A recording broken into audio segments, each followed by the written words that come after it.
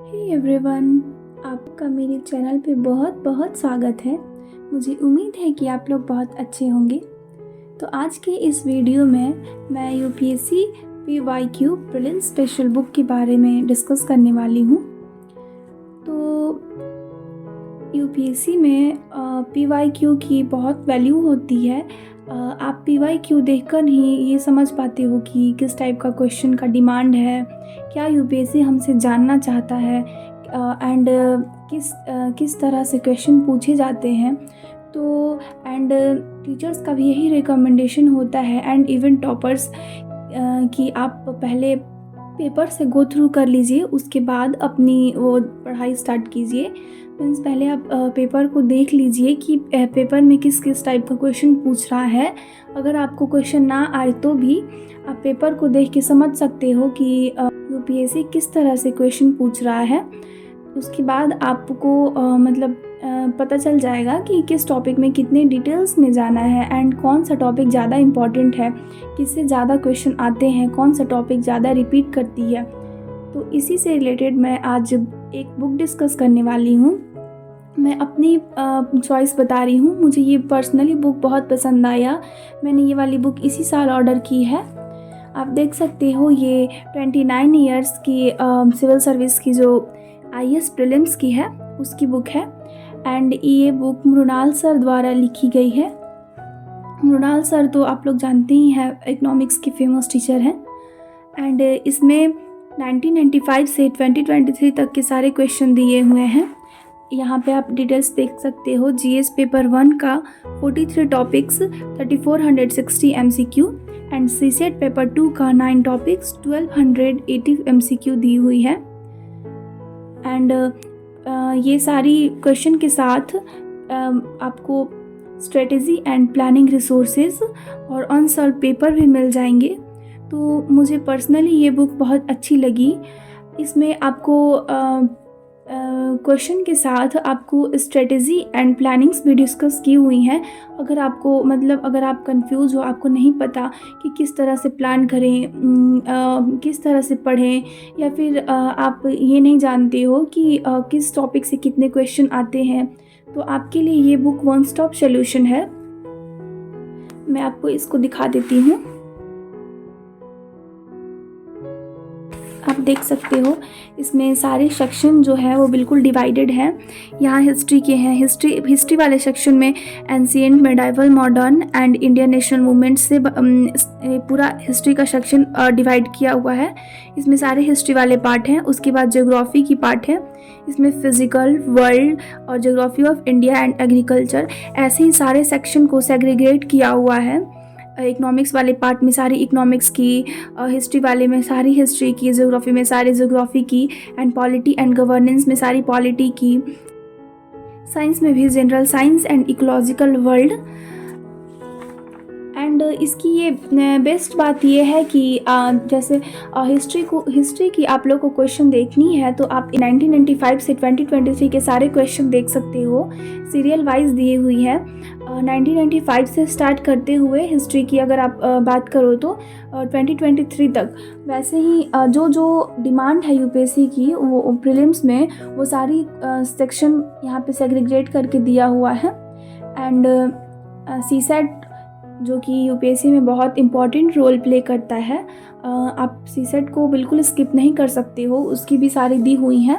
And इसकी online भी कुछ फैसिलिटीज़ हैं, आप यहाँ पढ़ सकते हो प्ले स्टोर से एंड ऑनलाइन भी। यहाँ पे आपको टॉपर्स के interview, current affair update, PDF, solve paper, mock test, ये सारे आपको इसके ऑनलाइन प्लेटफॉर्म पे मिल जाएंगे। आप यहाँ से क्यूआर कोड को स्कैन करके एंड ऑनलाइन बेनिफिट ले सकते हो। फिर अगर आपको स्ट्रेटजी के बारे में नहीं पता तो आप ये बुक एकदम मैं यूँ कहूँ कि आप ये बुक पढ़ के आपकी कन्फ्यूज़न दूर हो सकती है कि हाँ आपको किस तरह से स्ट्रेटजी प्लान करनी चाहिए। देखिए यहाँ पे सारी स्ट्रेटजी दी हुई हैं।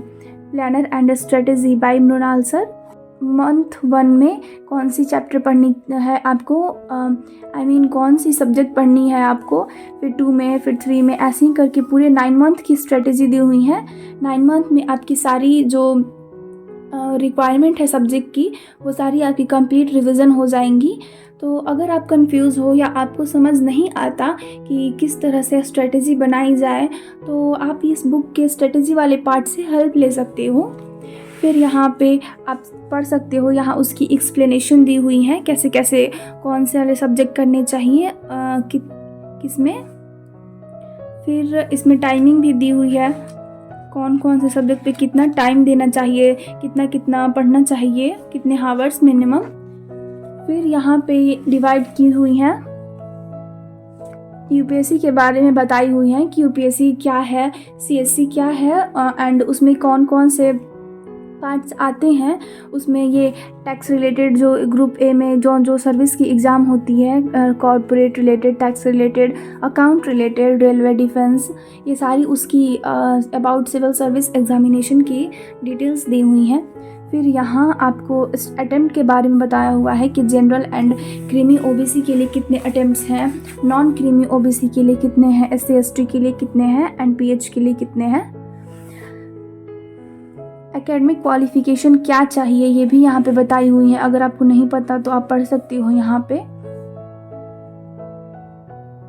फिर ये भी बताई हुई है कि कैसे कैसे एग्ज़ाम होती हैं, पहले ऑनलाइन होती हैं या ऑफलाइन होती हैं, स्टेज 1 में क्या होती हैं, फिर स्टेज 2 में क्या होती हैं, कब कब कौन से एग्ज़ाम होती है, एंड उसके रिज़ल्ट्स कब आते हैं, फिर मेंस की कब होती हैं, एंड इंटरव्यू कब ली जाती है, ये सारी यहाँ पे एक्सप्लेन की हुई हैं। फिर ये प्रीलिम्स की एग्ज़ाम सिलेबस बताई हुई है, एंड उसके मार्क्स बताए हुए हैं कि 100 क्वेश्चन 2 मार्क्स रहेंगे तो 200 मार्क्स हो गए। एंड ये सीसेट की भी वही है, 80 MCQ रहेंगे इंटू 2.5 मार्क्स के, तो 200 मार्क्स के हो गए।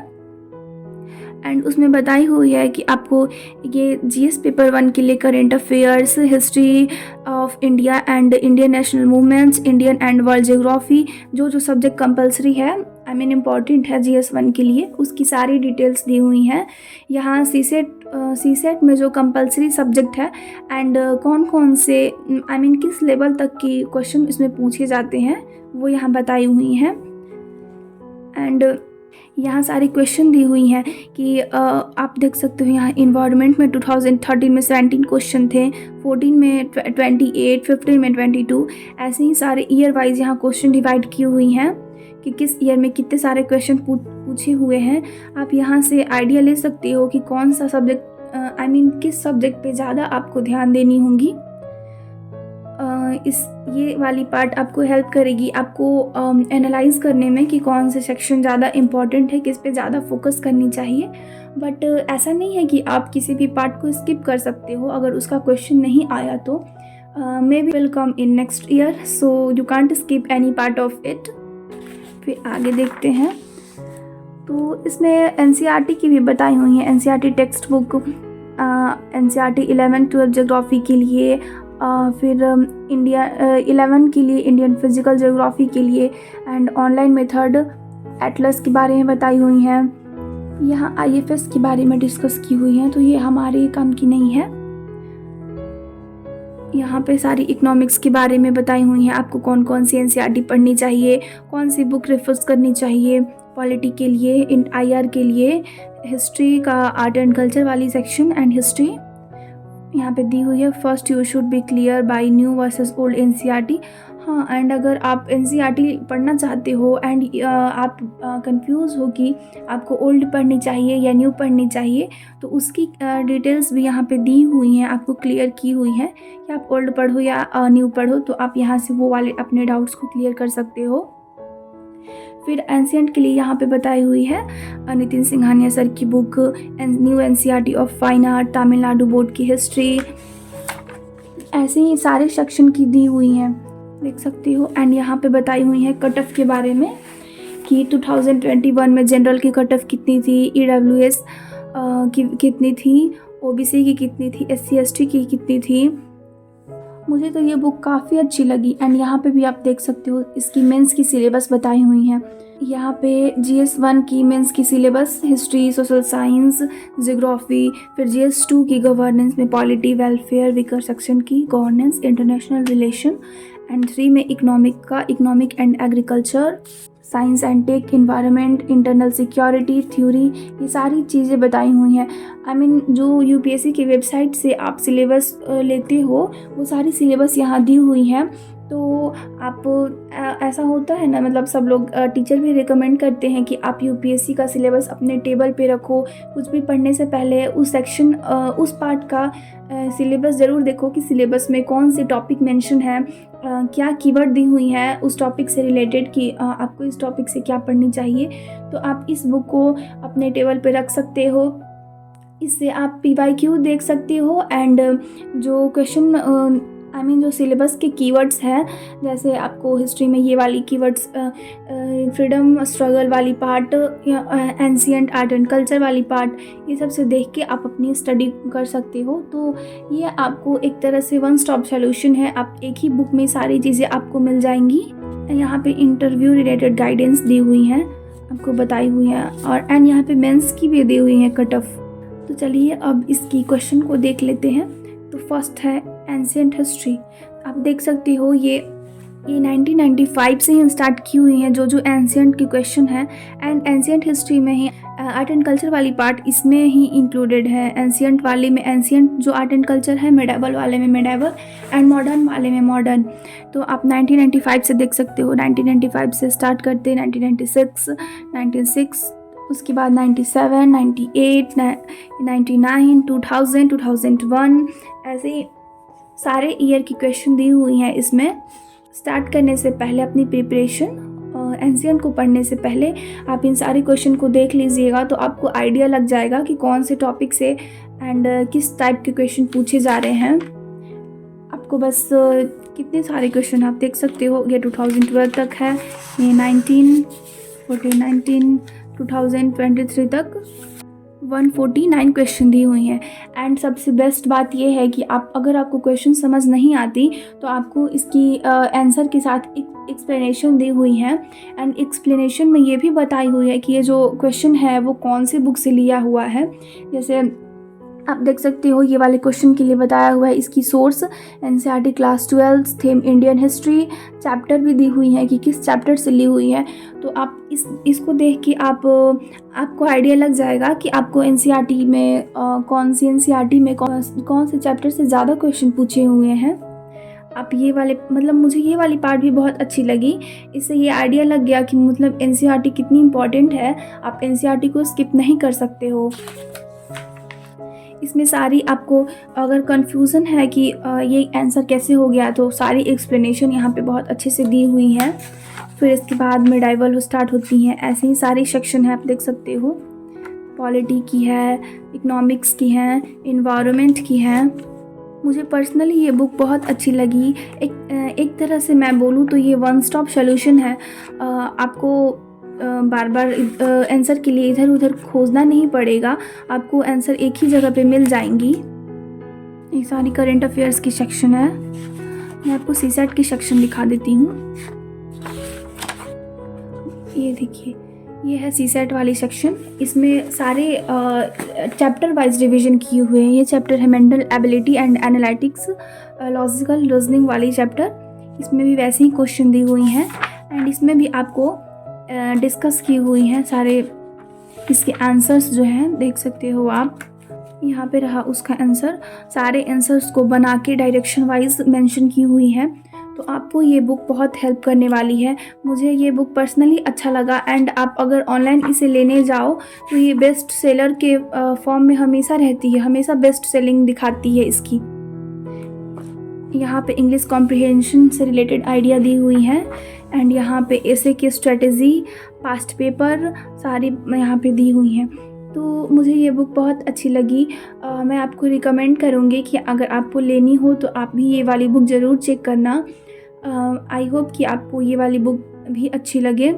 इस बुक में स्ट्रेटजीज़, प्लानिंग एंड पीवाईक्यू के साथ आपको मेंस की क्वेश्चन की भी थोड़ी बहुत इस अंडरस्टैंडिंग के लिए पेपर दी हुई हैं। आप तो मेंस का पीवाईक्यू लोगे ही, बट इसमें थोड़ा बहुत अपनी अंडरस्टैंडिंग के लिए दी हुई हैं, तो आप यहाँ से भी देख सकते हो। एंड बेस्ट बात ये है कि इसमें सिलेबस भी इंक्लूडेड है एंड आपको कौन से पार्ट के लिए कौन सी बुक पढ़नी चाहिए, कौन सी रिफर्स करनी चाहिए, ये भी मेंशन की हुई है। हम लोग हमेशा कंफ्यूज रहते हैं कि किस पार्ट के लिए कौन सा बुक पढ़ें, तो आपको एक ही बुक में सारी चीज़ें मिल जाएंगी। तो आप भी ये वाली बुक से गो थ्रू ज़रूर कर लीजिएगा। मुझे उम्मीद है कि आपको मेरी वीडियो पसंद आई होगी एंड हेल्पफुल लगी होगी। तो चलिए फिर मिलते हैं नेक्स्ट वीडियो में। तब तक के लिए bye, take care, all the best for your preparation.